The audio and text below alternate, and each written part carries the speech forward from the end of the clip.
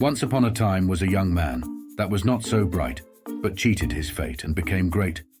His name was Ron. I don't understand why your son is so behind in his studies. I am a notable scholar from a family of notable scholars, so the obvious reason for his foolishness is you. Marrying you, an illiterate, is my biggest regret in life. Ron's father left and never looked back as he walked away from their lives. Some weeks later, news came that he remarried another scholar's daughter. Mabel, Ron's mother, would often stare alone in her room, worried as Ron got in and out of trouble with his friends. They were notorious for causing trouble in the town. Please, God, help me. Early the next day, they set out on a journey. Mom, where are we going? I don't know, Ron. Let's just walk. I need to be away from the noise and think. As they walked further away from the town, they met an old scholar who asked for directions. As he had a luggage, they assisted him and walked him to his destination, and Mabel told Ron to clean the place and return home once he's done. When Ron got home, he tried to cheer his mum and started imitating the scholar's discussion with his friends. The way they talked, laughed, and even their stories and banter. Yes, this is it. Every morning, go and serve the scholars. Hear as many stories as you can and come and tell them to me like you just did. But Mother, why? I am missing my friends already. You won't understand now, Ron, but someday you will. Know this. A companion of fools will be foolish.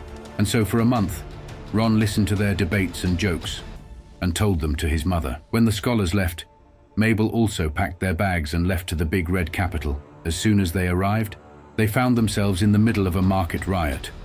The police couldn't decide who was in the wrong as the two factions told different stories. That's when Mabel did the unthinkable. She pushed Ron forward and shouted, My son can solve this problem. Ron found himself in the middle of the crowd with all eyes on him. He looked at his mother in shock and disbelief, but she just beckoned on him to tell a story. So he got into act and began to tell one of the old scholars' story, mimicking them as he talked. Have you all heard the story about the Great Judgment? Well, it was said that two women were before a king, claiming that a baby was theirs. The king said since both claimed the child as theirs, the baby should be split in two. One woman agreed for the child to be divided, but the other yielded. Of course, the baby was given to the second woman that yielded. Ron paused and looked up as if in deep thought. What nonsense is this lad spewing? Because I refuse to settle, I am at fault? You stole from us, caused this ruckus just so we can split the Riverland with you. The argument went on, and it was indeed discovered that the first faction intentionally caused the riot to forcefully take part of the Riverland. And that's how a new path started for Ron until he became Ron the Wise. People would call him to settle disputes, from small to big issues. But this is not how the story ends. 1 year went by, and the warring years started, until there was just 3 warring kingdoms left. Red, White, and Blue kingdoms. They had reached a stalemate with just one city in the middle of the 3, which happens to be the border town that connects sea trade to other nations. Whoever conquered this city would in reality be the most powerful. The Red King needed to stall for time whilst his soldiers rested. To Ron's horror, people started whispering about his wisdom, and he was brought before the king. The king promised to reward him if he survives, and was hurriedly pushed out. As the gates closed behind him, he looked back and saw his mother looking up and praying. So here he was, at the center, surrounded by the 3 kings with their armies behind. Afraid and confused, Ron paced back and forth, throwing his hands up as he walked in the 3 directions facing the kings. As no stories came to his mind, he just sat on the ground and shrugged in defeat.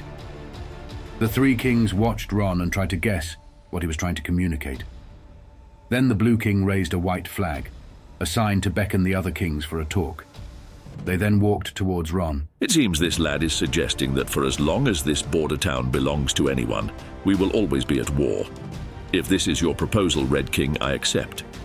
The 3 kings discussed at length how this no-man land would function, and a peace treaty was signed. They also agreed that Ron would be the governor of this border town to protect the interest of all 3 kingdoms. While this is a fairy tale, the morale is: 1. You can be wise if you stay with the wise. 2.